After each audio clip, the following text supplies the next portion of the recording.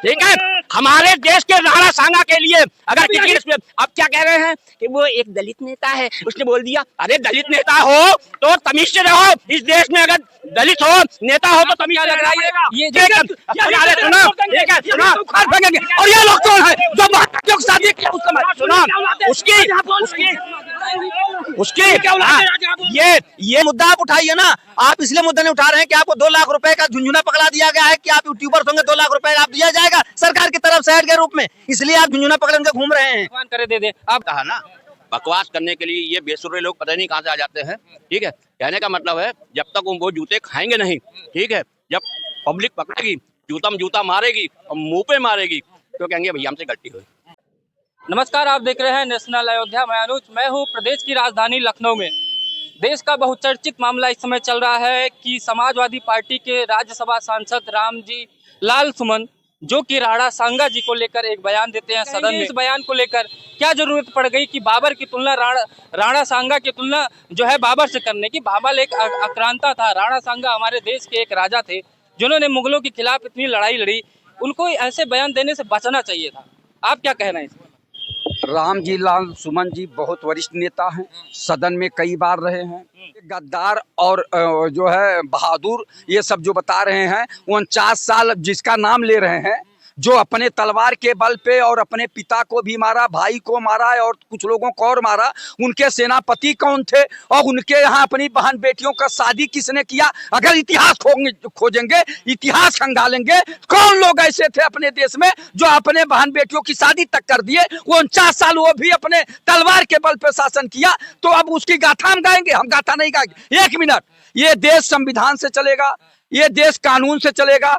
कोई भी इस देश में दंगा करेगा तो कानून को सख्त होना चाहिए। और यहाँ चिकित्सा, शिक्षा, रोजगार, भ्रष्टाचार, महंगाई से ध्यान हटाने के लिए जनता में कोई न कोई कुछ बोल दे रहा है। यहाँ बोला कौन? बोला तो विपक्ष ही ना, वो तो रोजगार पे ही चर्चा कर लेते, लेकिन राणा सांगा को लाने के बीच में कहाँ जरूरत पड़ गई?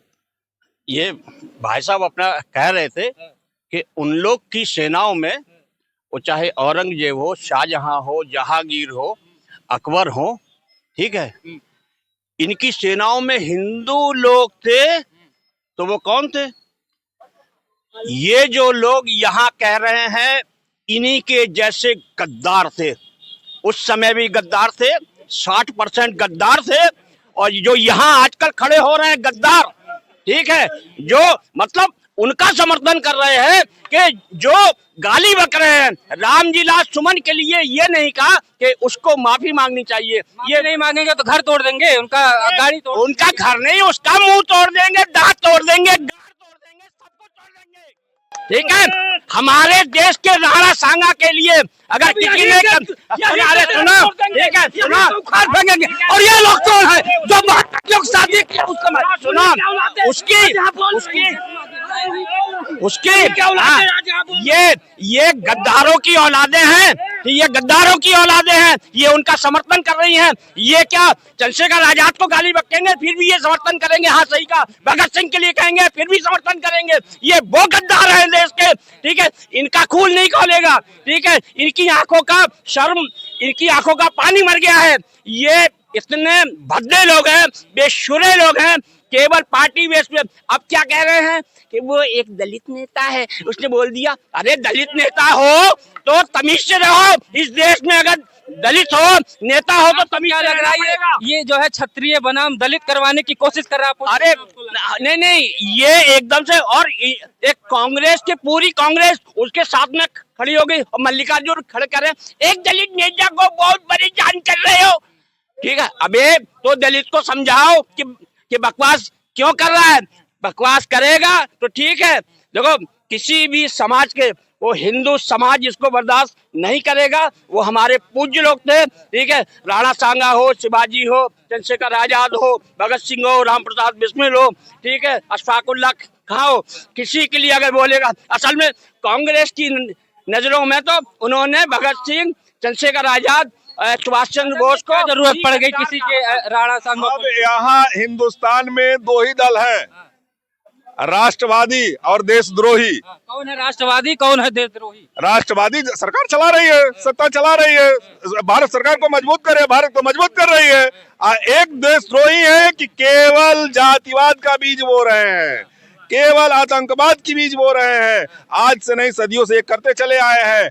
अब ये हिंदुस्तान जान चुका है, यहाँ जातिवाद का कोई दाल नहीं गलेगा। कोई ना यहाँ दलित है, ना कोई क्षत्रिय है, ना कोई ब्राह्मण है, हिंदुस्तानी है, हिंदुस्तान से प्रेम करते हैं, राष्ट्रगान से प्रेम करते हैं। तो यहाँ अब कोई जातिवाद नहीं। अब कितना भी तुम रो ना रो कि हम दलित हैं, तुम बोलने अपमान करने के लिए दलित नहीं हो, तुम हिंदू हो, लेकिन अपमान कर रहे हो राष्ट्र का। होने का चाहे सपा हो, चाहे बसपा हो, चाहे कांग्रेस हो, कोई भी पार्टी हो, किसी देशभक्त को गद्दार कहने का अधिकार इनको नहीं है। दूसरी बात है, यह देश के सबसे बड़े गद्दार हैं जो जनता का पैसा लूटते हैं, खाते हैं, पार्टी बदल के कभी इस पार्टी में, कभी उस पार्टी में, कभी उस पार्टी में नजर आते हैं। इनका काम सिर्फ एक है कि जनता को लड़ाते रहो और राज करते रहो। तो जनता ही तो भेज रही सदन में ना, अपने आप तो चले नहीं जा रहे हैं, तो जनता ही ना, तो यही तो कह रहे हैं कि जनता को लड़ाने का काम कर रहे हैं और सदन में जाकर भ्रष्टाचार फैलाने का काम कर रहे हैं। यही इनका धंधा, और जनता भी इससे नहीं मानती। वो सोचती है कि दूसरे को सताने के लिए तीसरे का फायदा उठाया जाए। इसी कारण जनता भी पिसती है उसी में। जनता कोई ऐसा नहीं है, ये भी जनता ही है, ये कोई अलग से नहीं आए हैं। तो नेता हो जाते हैं तब आगे नाम लग जाता है, ये फलाने नेता, ये फलाने नेता। नेता तब हो जाते हैं जब हम ही में से 4, 8, 10 दूसरे को प्रताड़ित करने के लिए इनका समर्थन करते हैं और इनको नेता बना के उनको प्रताड़ना करते हैं। तो यही जनता और यही नेता यक्का हैं, ऐसा नहीं है कि अलग से आए हैं। बस ये है, इनकी अपनी मानसिकता बदलनी चाहिए। अगर देश को बचाना है, जनता को बचाना है और अपने आप को बचाना है, तो इनको जातिगत धर्मगत आधार पर राजनीति छोड़नी पड़ेगी। और माफी मांग लेंगे तो क्या घट जाएगा? देखिए, मैं इसके विषय में नहीं बोलूँगा, लेकिन यह बात जरूर बोलूँगा कि आज देश कहाँ जा रहा है और नेता देश को कहाँ लेके जा रहे हैं। राणा संगा गद्दार हो गया, कब्र खोदी जा रही है। आज देश की जरूरत क्या है, ये हमारे देश के नेताओं को सोचने की जरूरत है और जनता को भी सोचने की जरूरत है कि आज हमारी जरूरत क्या है और हम कहाँ जा रहे हैं। लग रहा है कि न सत्ता न विपक्ष, दोनों मतलब राजनीति कर रहा है, एक दूसरे पे मूल मुद्दे पर बात ही नहीं करना चाह रहा। आपको ये लगता है? हाँ, बिल्कुल बिल्कुल। मूल मुद्दे से देश के नौजवानों को, किसानों को, देश के लोगों को भटकाया जा रहा है। यह भटकाने की ये चल रही है कि हम जीत के आ जाए, हम जीत के आ जाए। अखिलेश जी हताश हैं, लगे हुए हैं, लेकिन उनके इससे कुछ होने वाला नहीं है। अब जनता जो है, आप 21वीं सदी में चल रहे हैं, 15वीं, 14वीं, 13वीं शताब्दी नहीं है। 45 में विकसित होने का सपना देख रहे हैं। अब हर घर का बच्चा पढ़ रहा है और वो देश के विषय में और अपने भविष्य के विषय में सोच रहा है और सोचने को मजबूर भी हो रहा है इन लोगों के जिस तरीके से क्रियाकलाप है। और वो अपने देश को एक विकसित देश के रूप में देखना चाह रहा है। आज का युवा, यह कब्रिस्तान, मुसलमान, हिंदुस्तान, सांगा, ये सब राजनीति करने की एक इनके जुमले हैं जो चलते हैं और वो कर रहे हैं। हाँ। ये बताइए कि आप देखें, आप लोग भी गलत लेकर के आते हैं, मीडिया के लोग। आप लोग तो युवा है, आप लोग राणा सांगा और करणी सेना के बजाय आप इस पर डिबेट क्यों नहीं करते कि अभी इसी सत्र में जो 3-4 दिन पहले ही संसद जितने भी हैं मेज थपथपा करके अपनी सैलरी बढ़ा लिया, अपना भत्ता बढ़ा लिया, विधानसभा लेकर के नहीं जा रहे हैं? क्यों नहीं जा रहे हैं आप राणा सांगा, करणी सेना और रामलाल जी सुमन के पीछे पड़े हुए हैं। आप देश के नागरिक नहीं हैं, आप देश के जिम्मेदार नहीं हैं। तो वो भी तो हमारे देश के कहीं न कहीं राजा ही थे, राजशाही वंश में। उनको इस तरीके से अपमान कर देना, तो अगर कोई नेता दे रहा है तो हम लोगों को मुद्दा दे रहा है, तभी तो आपके बीच में आ रहा है। आज मुझे भूख लगी है, तो भूख की जरूरत है। हमारे पिताजी की सैकड़ों बीघा जमीन सोने में तब्दील थी, उसकी जरूरत हमें आज नहीं है। और राणा सांगा मर गए, चले गए, पूरा 500 साल पहले मर गए ये लोग। अब उसकी क्या दे लेना देना जी। आज आपको जरूरत अपने बच्चे की शिक्षा के लिए, एडमिशन कैसे होगा इसको नहीं पूछते। 31 तारीख परसों आने वाली है, आज तक लोगों को, बच्चों को स्कॉलरशिप नहीं मिली। जो 60% से कम टिकट, विपक्ष कहाँ है? इस पे सवाल क्यों नहीं उठा रहा? विपक्ष मुद्दे दे रहा है, सारी जिम्मेदारी हमारी थोड़ी। विपक्ष चुन के किसको भेजा? हमें थोड़ी भेजा, उनको भेजा। जिम्मेदारी है साहित्यकार की, जिम्मेदारी है, नेता की जिम्मेदारी नहीं है। ये जिम्मेदारी पत्रकार की जिम्मेदारी है।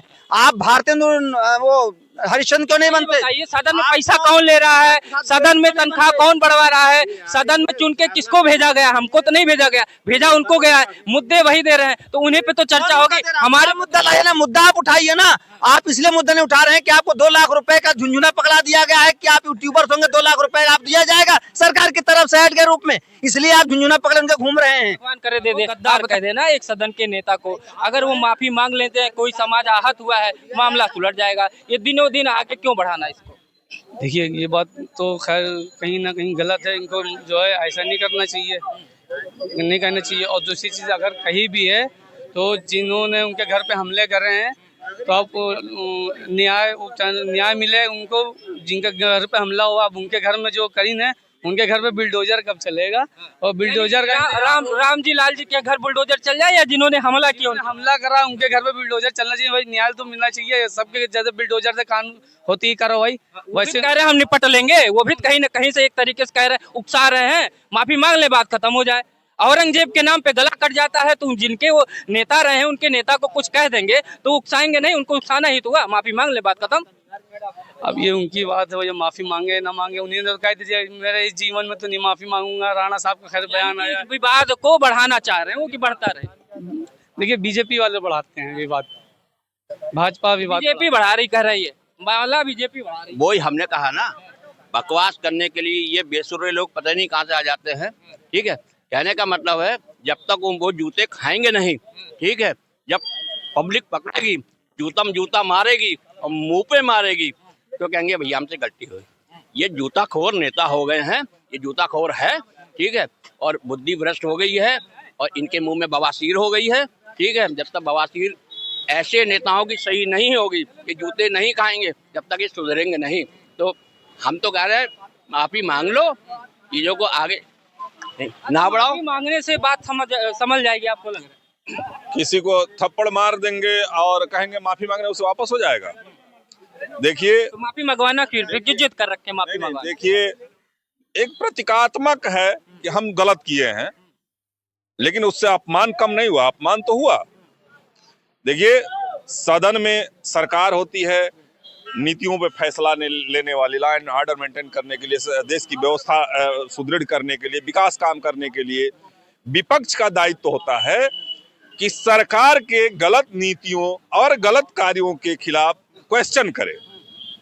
ये नहीं होता है विपक्ष का दायित्व कि जातिगत मामले को भड़काए, वोटों की राजनीति करे। अगर सही में विपक्ष काम कर रहा है तो, लेकिन यह विपक्ष का हताशा है आने वाले चुनावों में कि विपक्ष अब साफ हो जाएगा। इसलिए जातिगत राजनीति को हवा दे रहे ये लोग, ना कि देश के मजबूती के लिए। जब सरकार है उत्तर प्रदेश में बीजेपी की सरकार, केंद्र में सरकार, 80% राज्यों में बीजेपी एनडीए की सरकार, क्यों नहीं उनके खिलाफ एफआईआर करा देते हैं? क्यों इतना ये सब बवाला करवाने क्या जरूरत है? शांति से एफआईआर करवाएं, उनके ऊपर मामला सुलझ जाएगा। नहीं माफी मांगेंगे तो कोर्ट में ले जाइए उनको, अगर अपमान हुआ। इस तरीके से सड़कों पे किसी के घर पे, गाड़ी पे हमला करा देना, ये कहाँ तक उचित है? अगर हमारा कोई अपमान करेगा, चाहे हमारे पूर्वजों का अपमान करेगा, रणबांकुरों का अपमान करेगा, तो अगर सच में देशभक्ति का खून होगा उसमें, तो बदला का भावना रखेगा।